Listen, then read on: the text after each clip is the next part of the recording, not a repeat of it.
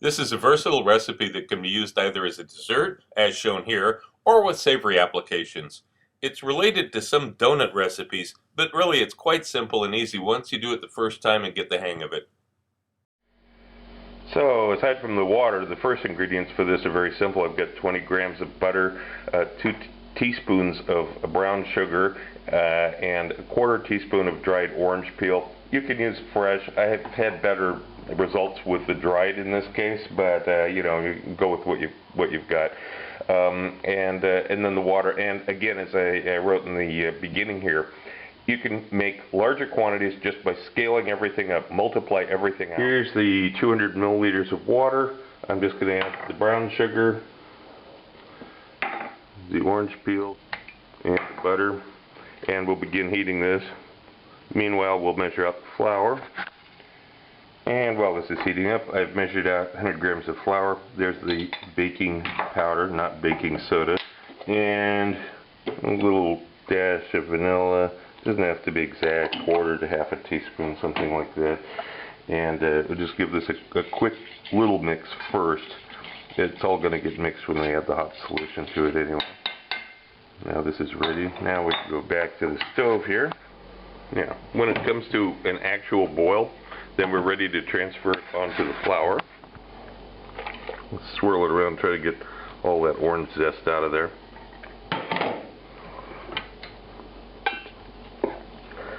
And work this together to form a stiff dough.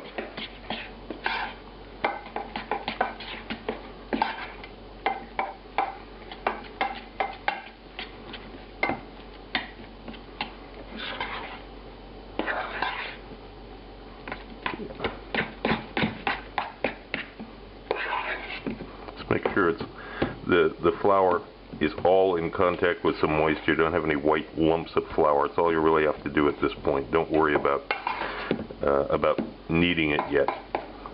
Mixer's going to take care of that in just a minute. Okay, this is all you have to do. There was no interruption in the video there. I showed you the entire stirring process. That was it. Now we're going to let this cool for just a minute as we set up the mixer. Okay, I have it set up with the stand mixer. Add a pinch of salt. You could have done that earlier. You just force a habit. I do it now. And there's 1 whole egg for this amount.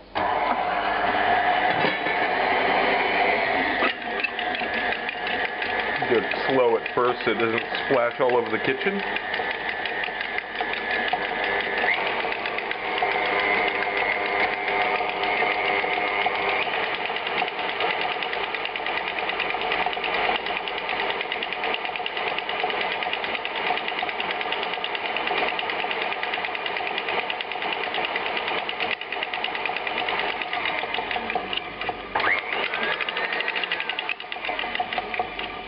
Okay, we're done. And we have the mixture here that came out of the blender. Piping bag. I'm going to load this into the piping bag. Usual method. You should know how to do this. Now I'm going to snip the end off. You don't even need a tip on this because we're not doing anything fancy. Just snip the end off so it's about 1.2 centimeters, about half an inch, something like that. Now I begin heating a non-stick skillet with enough oil to come up about halfway on these pinwheels. Now here's a cool trick. Well, if you're a pastry chef, you already know all about this. But if you're not, this is probably the first time you've seen this. You lay a piece of baking paper down. You're going to pipe this into a spiral. Man, it's hard to do this around the camera. I'm going to have to stop and do it, and then I'll show you what it looks like.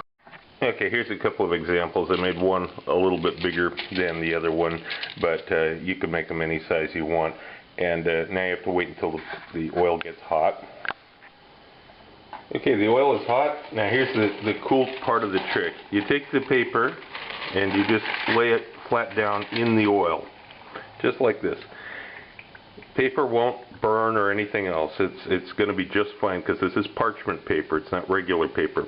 After a few seconds, you'll be able to release this, but it might take a few seconds, 15, 30 seconds like that. This dough is very, very sticky, so it would be impossible to work with otherwise. There you go. Now it's in the pan, and you just fry it, flip it over a few times till it's golden on both sides. Watch the temperature, make sure it doesn't get too hot or too cold.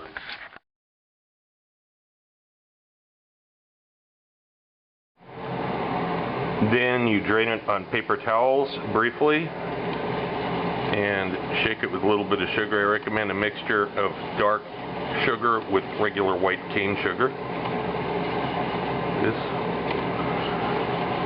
And let it cool for a little bit before consuming.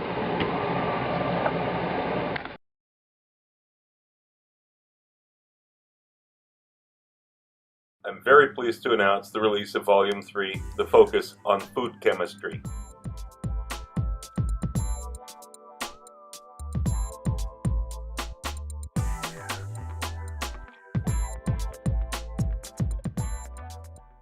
I want to clear up a few things about these 3 volumes. First, they all contain completely different information. There's no duplication, they're not revisions. When I wrote Volume 1, I had 2.5 years of YouTube videos to cover. People had been asking me for the printed list of ingredients for all of those dishes, and so I obliged. There are recipes with stepwise directions and many tips offered throughout, as well as an extensive history of Russian cuisine over the last 1,000 years, but Volume 1 is very different from Volume 2 and 3. In Volumes 2 and 3, I only had about 9 months of YouTube recipes to cover in each, so I was able to provide stepwise directions for everything. In Volume 2, I included a lot of additional information about cooking and some simple examples of flavor chemistry to set the stage for Volume 3.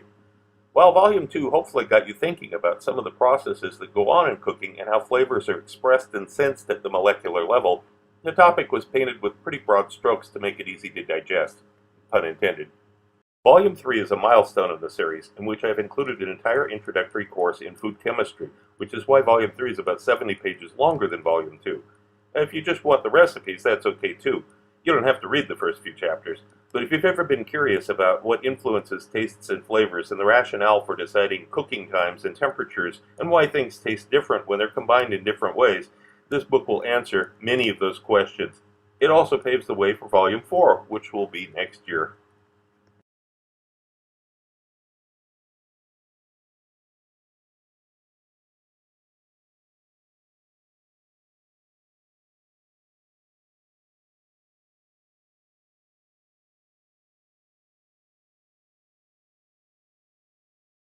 I'm pleased to announce a new, completely different type of cookbook.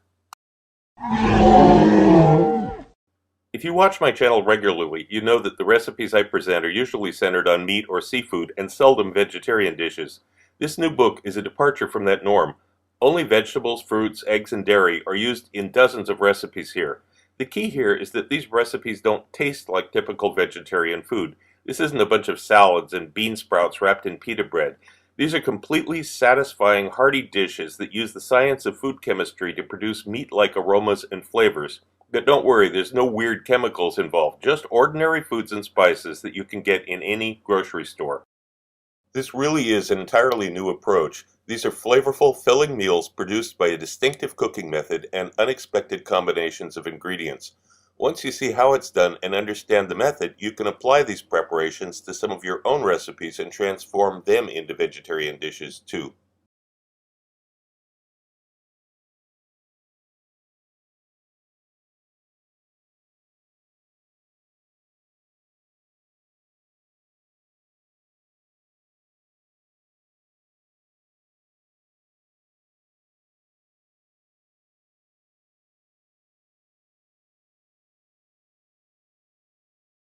Also look for my cocktail book, Cocktails of the South Pacific and Beyond, Advanced Mixology, available through Amazon online. If you want to know more about my adventures as a chef around the world and have some great laughs along the way, be sure to check out the video tour of my book, 40 Years in One Night. It's up on YouTube right now. Click the link.